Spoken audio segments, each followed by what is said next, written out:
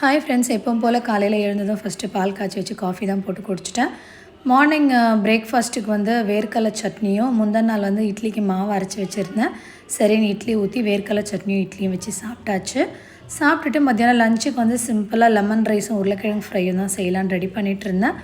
Lemon ரைஸ்க்கு எண்ணெய் ஊற்றிட்டு கடுகு, சீரகம், கடலைப்பருப்பு, உளுத்தம்பருப்பு, வேர்க்கடலை, முந்திரி, கொஞ்சோண்டு நசுக்கின இஞ்சி, பூண்டு, கருவேப்பிலை, பச்சை மிளகா, மஞ்சத்தூள், பெருங்காயம் போட்டு லெமன் ஜூஸை ஊற்றி சாப்பாடு கொட்டி கிளறிட்டால் சூப்பராக நமக்கு லெமன் ரைஸ் ரெடி ஆகிடும்.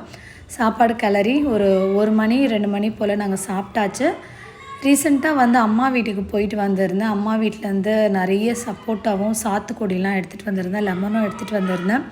சப்போட்டா நிறைய இருக்குது, ஆனால் பறிக்க தான் கொஞ்சம் கஷ்டமாக இருக்குது. பறிக்கும்போது கீழே நிறைய விழுந்து வீரல் விட்டுருது. வீரல் விட்ட பழம் வந்து பழுக்காதான், முழுசாக இருக்கிற பழம் மட்டும்தான் பழுக்குன்னு சொல்லியிருந்தாங்க. நல்லா இருந்த பழம் வரைக்கும் எடுத்துகிட்டு வீட்டுக்கு வந்துட்டேன். இந்த வீடியோ இதோட முடியுது. நாளைக்கு இன்னொரு வீடியோவில் பார்க்கலாம். பாய்.